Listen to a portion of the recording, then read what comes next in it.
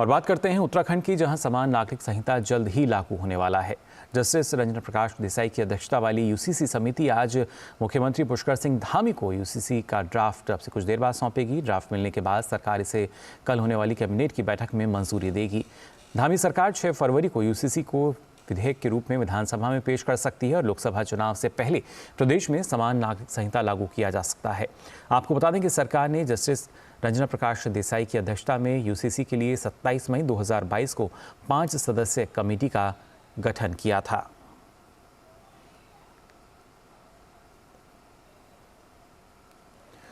और इस पर और ज़्यादा जानकारी के लिए आइए रुक कर लेते हैं। हमारे संवाददाता अवधेश नौटियाल फोनलाइन पर हमारे साथ जुड़ चुके हैं। अवधेश, जानना चाहेंगे आपसे कितनी समय बाद जो समिति है वो अपनी रिपोर्ट सौंपेगी? जी बिल्कुल, आप कुछ ही क्षण का, कुछ ही सेकंड का समय बाकी है। मुख्यमंत्री अपने आवास से निकल पड़े और कुछ ही देर में जो है इस जो रिपोर्ट है वो मुख्यमंत्री पुष्कर सिंह धामी को जो कमेटी है वो सौंप देगी, यानी जस्टिस रंजना देसाई रिपोर्ट सौंप देंगी। और ये उत्तराखंड में एक गौरव का पल हो जाएगा कि जो यूसीसी है, यूनिफॉर्म सिविल कोड है, उसकी रिपोर्ट जो है मुख्यमंत्री पुष्कर सिंह धामी को सौंप दी जाएगी और अगले 3-4 दिन में इस पर मोहर भी लग जाएगी। आप कह सकते हैं कि जो 2014 के जब आम चुनाव थे तो भाजपा ने एक जो प्रमुख चुनावी वादा था भाजपा का वो इसी था। पार्टी ने विवाह, विरासत, तलाक और जो गोद लेने जैसे विषय को नियंत्रित करने के लिए ये जो धर्म है उसकी प्रभाव बिना के जो व्यक्तिगत कानून है उसका सामना करने के लिए ये जो कानून है इसको लाने का वादा किया था। क्योंकि भारतीय जो संविधान है उसके अनुच्छेद 44 में भी यही कहता है कि जो राज्य के नागरिक हैं उनके लिए समान नागरिक जो संहिता है उसको सुनिश्चित करने का प्रयास करेगा। यानी सकते हैं कि जो तमाम जो हम बातें करते हैं, जो धर्म के नाम पर कई सारी चीजें हो जाती हैं या कई सारे ऐसे कानून होते हैं कि जैसे आप मान सकते हैं कि जो ड्राफ्ट की अगर मैं जो मुख्य बिंदु जो निकल कर आ रहा है उनकी पैरवी करूं तो जो जितने भी जो सभी धर्म के जो अनुयायी है उनको समान अधिकार देने की पैरवी जो ये यूनिफॉर्म सिविल कोड करेगा, जो है उस पर रोक लगाने का ये प्रयास करेगा, जो पैतृक व पति की संपत्ति महिलाओं को जो समान अधिकार की बात की जाती है पैरवी कर रहा है। और कानून के हिसाब से जो तलाक की बात बार बार की जाती है, कई बार तलाक को लेकर सवाल भी खड़े होते हैं, उसकी पैरवी ये करेगा। गोद लेने के लिए जो नियम है वो कड़े और कड़े हो जाएंगे। इसके साथ ही जो स्थानीय व जनजातीय परंपराएं हैं, जो रीति रिवाज है, उनका अनुपालन को जो है सुनिश्चित किया जाएगा। इसके साथ ही जो उत्तराधिकार में जो महिलाओं की सहभागिता है तमाम जगह, जो हम बात करते हैं महिलाओं को आरक्षण देने की या घर परिवार से तमाम जगह, तो उनके हित जो है और सुरक्षित हो जाएंगे। तो कहीं ना कहीं यूनिफॉर्म सिविल कोड के आने से जो तमाम चीजें थी वो समाप्त हो जाएंगी। बहुत सारे लोग कहते हैं कि मुस्लिम, सिख या अन्य धर्मों में यूसीसी के जो विरोध की आवाज है, ऐसा अभी तक जब गोवा में भी इसकी बात होती तो ऐसा कहीं कुछ देखने को नहीं मिला है। तो कहीं ना कहीं जो तमाम चीजें हैं, जो मूलभूत बातें हैं, उस पर यह केंद्रित है। शादी की जो लड़कियों की उम्र है उसको 21 साल करने पर जोर दिया गया है। और तमाम जो चीजें चाहे वो चाहे तलाक के बाद जो गुजारा भत्ता हो और चाहे वो बहुपत्नी या बहुत सारी चीजें जो है, जो बहुपत्नी या बहुपति की जो प्रथा है उस पर रोक लगाने का प्रयास करने की बात इसमें कही जा रही है। जो विरासत है, उत्तराधिकारी है, ये जो परिवार नियोजन है, वो बहुत सारी चीजें हैं उन पर जो है बातचीत की गई। तो कहीं ना कहीं इस कानून के आने से कहीं ना कहीं उत्तराखंड में एक नए युग का आरंभ होगा। और उसके बाद जब उत्तराखंड में ये लागू हो जाएगा उसके बाद मुझे लगता है कि कहीं ना कहीं देश के अन्य राज्य भी इसको देखते हुए अपने राज्यों में भी यूनिफॉर्म सिविल कोड को लागू करेंगे। जी बिल्कुल अवधेश, यानी एक तरीके से हम देख सकते हैं कि जो दूसरे राज्य हैं उनके लिए भी एक मिसाल के तौर पर, और खासतौर से अगर देखा जाए तो कैबिनेट बैठक के बाद अगले दिन यानी माना जा रहा है कि 6 फरवरी को इसको एक विधेयक के रूप में पेश किया जा सकता है।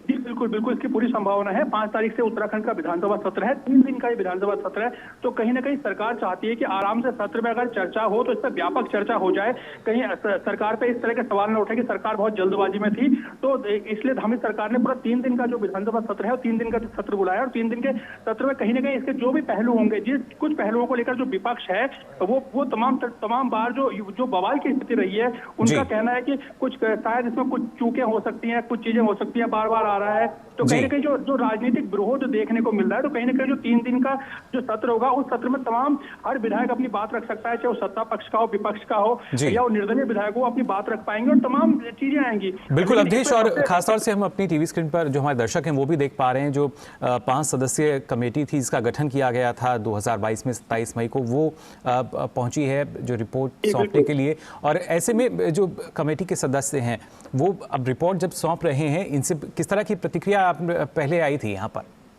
देखिए बिल्कुल हर कोई मतलब जो उत्तराखंड के नागरिक हैं वो बेहद उत्साह हैं, क्योंकि 2.5 लाख से ज्यादा जो है लोगों के वो ली गई, और जो वरिष्ठ नागरिक हैं, जो धर्मगुरु हैं, साधु संत हैं और तमाम जो राजनीतिक विचारधारा के लोग हैं, युवा हैं, महिलाएं हैं, तमाम से सहमति ली गई। और कहीं ना कहीं इसको लेकर तमाम लोगों में एक आस्था का माहौल था कि बहुत सारे चेंज लोग चाहते थे कि चेंजेस आए, और जो वादा सरकार ने किया है उस सरकार उस वादे की ओर बढ़े। क्योंकि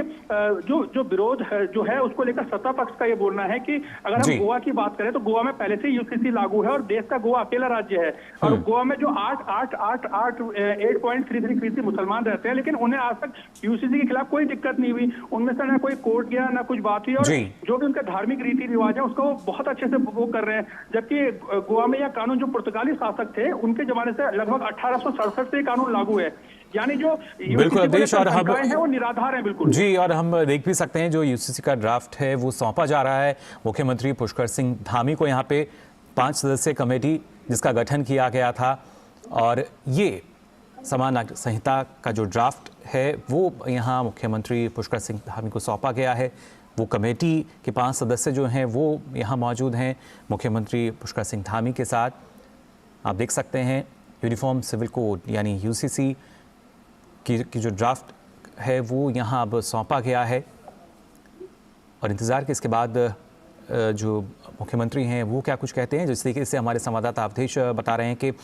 खास तौर से अब जब ड्राफ्ट यहाँ सौंपा जा चुका है तो उसके बाद कैबिनेट की बैठक में इसको मंजूरी मिल सकती है, और साथ ही साथ फिर अगले दिन यानी 6 फरवरी को इसको विधेयक के रूप में विधानसभा में पेश किया जा सकता है। और खासतौर से अवधेश अगर देखा जाए, क्योंकि लोकसभा चुनाव जो हैं वो जल्द हैं, तो कोशिश क्या यही रहेगी कि उससे पहले इसको लागू किया जा सके? देखिए बिल्कुल जो अंदर से जो सरकार की तरफ से और सरकार के सूत्र कहते हैं कि ये बिल्कुल लागू हो जाएगा। लोकसभा चुनाव से पहले उत्तराखंड जो पहला राज्य है इसको लागू करने वाला वो बन जाएगा। कहीं ना कहीं जो लगातार मांग देश में उठती आ रही है कि देश में जो सभी धर्मों के लोग तो निवास करते हैं, लेकिन जो है सबके अलग अलग सोच है, अलग अलग विचारधारा, और अपने अपने हिसाब से चीजों को करते हैं। तो कहीं ना कहीं यूसीसी में जो है देश में निवास करने वाले सभी धर्म और समुदाय के लोगों के लिए समान कानून की बात की गई है। यानी अभी तक जो देश में हर जाति हर धर्म का जो अलग अलग कानून है उसके हिसाब से लोग शादी, तलाक और व्यक्तिगत निर्णय लेते हैं, लेकिन यूसीसी के लागू होने के बाद हर धर्म हर जाति के नागरिकों के लिए विवाह का पंजीकरण, तलाक, बच्चा गोद लेना, संपत्ति का बंटवारा जैसे मामलों में एक कानून लागू हो जाएगा। यानी कहीं ना कहीं एक नए युग का सूर्योदय होगा, क्योंकि अब जो मनमर्जियां थी वो खत्म होगी, और हम सब पूरे देशवासी, अगर हम समान देश की बात करते हैं, वसुधैव कुटुंबकम की हम बात करते हैं, तो कहीं ना कहीं वो चीजें यूसीसी के लागू होने के बाद हिंदुस्तान में देखने को मिलेगी, और खासतौर से उत्तराखंड में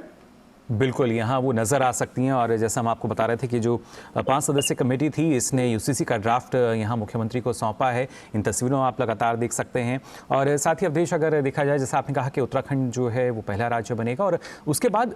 धीरे धीरे हम मान सकते हैं कि जो बाकी राज्य हैं वो भी इसी दिशा में आगे बढ़ते हुए नजर आएंगे। देखिए बिल्कुल आएंगे, क्योंकि तमाम चीजें हर राज्य चाहता है, तमाम चीजें जिस तरह से जो प्रधानमंत्री मोदी जी तमाम चीजों को लेकर आगे बढ़ रहे हैं, तमाम देश में हर कानून की जो बहुत सारे कानून जो फिजूल के कानून थे या जिनका बहुत सारे उनको खत्म किया जा रहा है, तमाम चीजों को देखा जा रहा है। तो कहीं ना कहीं यूसीसी एक नई जो नया सूर्योदय जो मैं कह रहा हूँ बार बार उसको लेकर हर राज्य की हर किसी न किसी रूप में तमाम, चाहे वो गोद लेने की प्रथा हो, चाहे तलाक की प्रथा हो, चाहे वो शादियों के पंजीकरण की प्रथा हो, या चाहे वो लिव इन रिलेशन की जो प्रथा हो, क्योंकि जो लिव इन रिलेशन को लेकर भी पंजीकरण इसमें अनिवार्य कर दिया गया है। क्योंकि जो लोगों के सुझाव आए थे, लोगों ने कहीं ना कहीं ऐसा माना था कि लोग लिव इन रिलेशन को छिपाते हैं, उसके बाद कुछ सालों बाद ऐसी स्थितियां आती है कि रेप के आरोप लग जाते हैं तमाम तरह, तो कहीं ना कहीं उसको भी अनिवार्य कर दिया गया है। अब रिश्ता जो है छिपाकर नहीं रखना पड़ेगा, कानूनी मोहर लग जाएगी। तो कहीं ना कहीं हर राज्य चाहता है कि जो इस तरह की जो बातें हैं, जो बहुत सारे कानूनी जो उनको झेलना पड़ता है हर साल, तो कहीं ना कहीं यूसीसी के आने के बाद। जी बिल्कुल अवधेश, और हम देख पा रहे हैं मुख्यमंत्री यहाँ कुछ अब बोलने जा रहे हैं इस यूसीसी ड्राफ्ट को लेकर। उन्होंने कार्यभार संभाला है, नई मुख्य सचिव राधा रतूड़ी जी और सभी उपस्थित हमारे मीडिया के सभी मित्रों, मैं सबसे पहले तो आप सबका धन्यवाद करता हूं कि आप सबके द्वारा लगातार जब हमने पहली बार विधानसभा का उत्तराखंड का जो आम चुनाव हुआ था, उस चुनाव के समय आप सबके समक्ष हमने ये संकल्प रखा था, हमारे प्रधानमंत्री आदरणीय जी के मार्गदर्शन में और उन्हीं की प्रेरणा से हमारी पार्टी ने ये संकल्प पत्र उत्तराखंड की देवतुल्य जनता के सामने रखा था कि नई सरकार के गठन होते ही हम सबसे पहले कोई काम करेंगे तो वो समान नागरिक संहिता को लाने के लिए कमेटी बनाने का काम करेंगे। उस दिशा में हम आगे बढ़ेंगे और हमने कमेटी का गठन किया और जो हमने वायदा किया था उस वायदे को आगे बढ़ाया सरकार गठन के बाद, और 5 सदस्यीय कमेटी बनी सेवानिवृत्त जस्टिस रंजना प्रकाश देसाई जी की अध्यक्षता में, जिसमें सिक्किम के मुख्य न्यायाधीश प्रमोद कोहली जी, हमारे राज्य के मुख्य सचिव रहे श्री शत्रुघ्न सिंह जी, प्रोफेसर सुरेखा डंगवाल जी दून विश्वविद्यालय की कुलपति, और श्री मनु गौड़ जी समाजसेवी, इन 5 लोगों की कमेटी ने 2 और उप समितियां बनाई। 2 उप समितियां बनाई जिसमें कि इसका प्रारूप तैयार करने के लिए और एक जनसंवाद कार्यक्रम करने के लिए। और पहली जो बैठक हुई, हमने उत्तराखंड सुदूरवर्ती क्षेत्र, जिसको पहले उत्तराखंड का क्या देश का अंतिम गांव कहा जाता था, हमारे प्रधानमंत्री जी ने उस गांव को प्रथम गांव की संज्ञा दी माड़ा गांव, और माड़ा गांव से हमारे जो जनजातीय समूह के लोग थे उनके साथ संवाद हुआ, और बाद में लगातार पूरे प्रदेश के अंदर 43 स्थानों पर जन संवाद के कार्यक्रम हुए। लोगों से उनकी राय ली गई, उनके विचार, और उसके पश्चात वेब पोर्टल लॉन्च किया गया, और वेब पोर्टल लॉन्च किया गया, और वेब पोर्टल में 2,33,000 लोगों ने अपने विचार दिए, और प्रदेश के लगभग 10% परिवारों का इसमें कहीं ना कहीं उनके विचार सम्मिलित हो गए। और ये देश का पहला ऐसा काम है समान नागरिक संहिता का, जिसके लिए इतनी बड़ी संख्या में, ये पहला उदाहरण है कि 10% लोगों ने प्रदेश के अंदर अपनी राय इस पर रखी है, और उनकी राय के आधार पर हम आगे बढ़े हैं। समिति ने अभी तक 72 बैठकें पूरी की हैं, और आज उन्होंने हमको अपनी रिपोर्ट दे दी है। और मैं विशेषकर से, चूंकि समिति में रंजना प्रकाश देसाई जी की अध्यक्षता में जो समिति है, वो समिति हमारी बहुत विद्वान लोगों की समिति है, और उन्होंने बहुत इस पर परिश्रम किया। अनेकों स्थानों पर गए, दिल्ली के अंदर भी उन्होंने जनसंवाद के कार्यक्रम किए, और सब विद्वान लोगों के विचार उन्होंने संकलित किए हैं, और आज हमको इन्होंने ड्राफ्ट सौंप दिया है। मैं समिति का दिल से धन्यवाद करता हूं, और अब ये ड्राफ्ट, जिसकी लंबे समय से सभी लोगों को प्रतीक्षा थी, आप सब भी लगातार पूछते रहते थे कि कब समिति ड्राफ्ट देने वाली है, तो वो शुभ दिन आ गया। और वो शुभ दिन, ये भगवान सूर्यदेव जब उत्तरायण में आए, तो हमेशा से मान्यता रही है कि हमारे सारे मंगल कार्य शुरू हो जाते हैं, अच्छे काम शुरू हो जाते हैं, देवताओं के दिन आ जाते हैं। और ये देवताओं के दिन प्रारंभ हो गए। एक तरफ हमारे आदरणीय प्रधानमंत्री नरेंद्र मोदी जी के नेतृत्व में भगवान राम की प्रतिष्ठा राम जन्मभूमि पर हो गई, नया बजट भी आ गया, नए काम भी शुरू हो गए, और आज हमने भी जो संकल्प लिया था, और जो उत्तराखंड की देवतुल्य जनता के साथ हमने जो वायदा किया था कि हम इस काम को पूरा करेंगे, तो आज वो काम हमारा लगभग ड्राफ्ट मिलने से आगे बढ़ गया है। और मैं इसके लिए विशेष रूप से जहां हम आदरणीय प्रधानमंत्री जी का धन्यवाद करता हूं कि उनके मार्गदर्शन में लगातार हमारा राज्य आगे बढ़ रहा है, और आज उत्तराखंड में एक ऐसे काम की शुरुआत हो रही है, एक ऐसा काम आगे बढ़ रहा है जिसकी प्रतीक्षा देश को लंबे समय से थी। इसमें जहां मैं अपने नेतृत्व का धन्यवाद करना चाहता हूं कि उन्होंने हमारा मार्गदर्शन किया, आदरणीय प्रधानमंत्री जी का, साथ ही साथ मैं उत्तराखंड की देवतुल्य जनता का भी मैं दिल से उनका आभार व्यक्त करना चाहता हूं, उनको प्रणाम करता हूं, नमन करता हूं कि उन्होंने हमको एक ऐसा अवसर दिया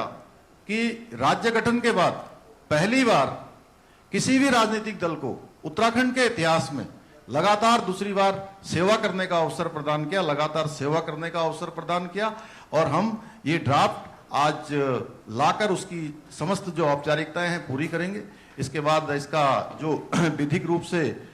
जो परीक्षण है वो परीक्षण भी होगा, इसका अध्ययन करेंगे और चर्चा करने के बाद, परीक्षण करने के बाद विधानसभा का जो हमने विशेष सत्र, जो ये विशेष सत्र आ रहा है, इस सत्र में इसको रखेंगे और जो कानून बनना है, एक्ट बनना है, विधेयक बनना है, उस दिशा में हम आगे बढ़ेंगे। आप सबका बहुत बहुत धन्यवाद। बहुत बहुत धन्यवाद सर। अब आपने जो मार्ग दिखाया है उसी पे पूरी सरकार आगे चलेगी, सारे अधिकारी, उसके लिए तेजी से हम लोग सब काम करेंगे। आपका बहुत बहुत धन्यवाद और सारे मीडिया के बंधुओं को, सभी अधिकारियों का हार्दिक धन्यवाद।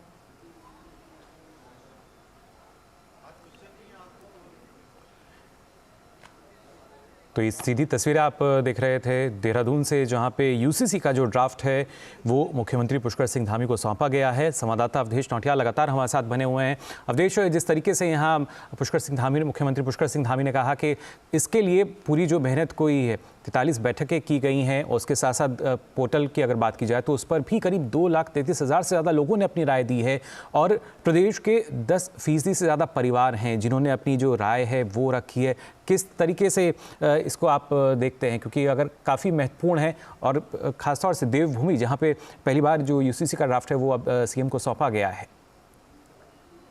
ये बहुत महत्वपूर्ण है क्योंकि बहुत लंबे समय से एक कानून की मांग हो रही थी और 2014 में जब प्रधानमंत्री मोदी जी के नेतृत्व में जब चुनाव भाजपा ने लड़ा था तो तब भी जो है प्रमुख एजेंडे में भाजपा के शामिल था और कहीं ना कहीं जिस तरह से सपोर्ट प्रधानमंत्री मोदी का लगातार मिला है उत्तराखंड सरकार को और पुष्कर सिंह, खासतौर से जब ये 2017 के चुनाव में पुष्कर सिंह धामी ने और 2017 के चुनाव में तत्कालीन सरकार और उसके बाद 2022 के चुनाव में मुख्यमंत्री पुष्कर सिंह धामी ने इसकर खुलकर पैरवी की थी और आम जनता से अपील की थी कि हम इस कानून को लेकर आएंगे और उत्तराखंड को हम पहला राज्य देश का बनाएंगे जिसमें ये कानून लागू हो। तो कहीं ना कहीं तमाम चीजों में जो है एक नई परिकल्पना है वो देखने को मिलेगी। चाहे अभी तक जो लड़कियों की शादी की उम्र है 18 साल लड़कियों के लिए 21 साल लड़कों के लिए थी, तो कहीं ना कहीं उसको भी जो बदलाव हमें देखने को मिलेगा कि जो लड़कियों की शादी की उम्र है वो 21 साल की हो जाएगी। कहीं ना कहीं परिपक्वता उनके अंदर देखने को मिलेगी। जो अभी तक जो गोद लेने के कानून थे, जो तलाक के कानून थे, जो संपत्ति में अधिकार के कानून थे, जो अनुसूचित जातियां, जनजातियां, जो महिलाओं के हितों के। और फिलहाल आपको बता दें, आप देख सकते हैं यहाँ पे पुष्कर सिंह धामी क्या कह रहे हैं।